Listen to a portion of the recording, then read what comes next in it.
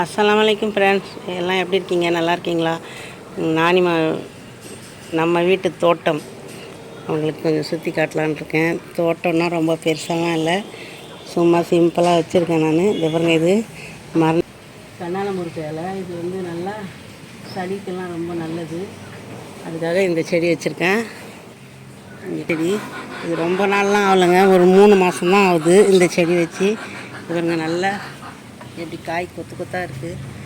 இன்ஷால்லாம் இது வந்து ரொம்ப இடம் வேணுன்றதெல்லாம் இல்லை, ஒரு 2 அடி இடம் இருந்தால் கூட போதும். நம்ம வந்து நல்லா செடி வச்சுக்கலாம். இது பாருங்கள், வச்சு 3 மாதம்தான் ஆகுது.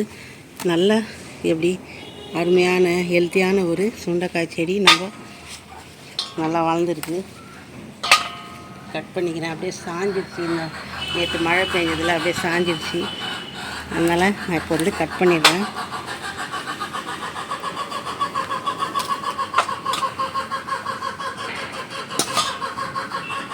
இது வந்து மல்லி செடி எல்லாம், கனகாமரம் எல்லாமே வச்சுருக்கேன். இதெல்லாம் வந்து இந்த பாக்ஸில் தான் வச்சுருக்கேன், மண்ணில் கூட வைக்கல. தேவையான புதினா நம்ம எடுத்துக்கலாம். ரோஜா செடியெல்லாம் நான் வந்து மண்ணிலே வைக்கல, எல்லாம் டப்பா நம்ம வீட்டில் இருக்கிற யூஸ் பண்ணுற வேஸ்ட்டாக இருக்கிற பொருள்கள்லே தான் வச்சுருக்கேன். ரொம்பவே நல்லா அழகாக பூத்துருக்கு.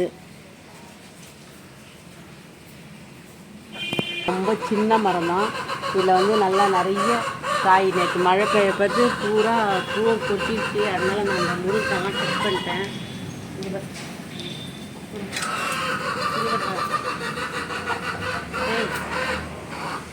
எல்லாம் கட் பண்ணி நிறைய கட்டு போட்டு வச்சுருக்கேன், எல்லாருக்கும் கொடுக்கலான்றதுக்காக. நம்ம வீட்டில் ஒரு மரம் வச்சு நம்மளுக்கும் யூஸ் ஆகும், மற்றவங்களுக்கும் கொடுக்குறதுனால ரொம்பவே ஒரு சந்தோஷமாக இருக்குது. இன்ஷால்லா நீங்களும் இதேமாரி உங்கள் வீட்டில் இடம் இருந்தால் செடி வச்சு இதேமாரி ட்ரை பண்ணுங்கள்.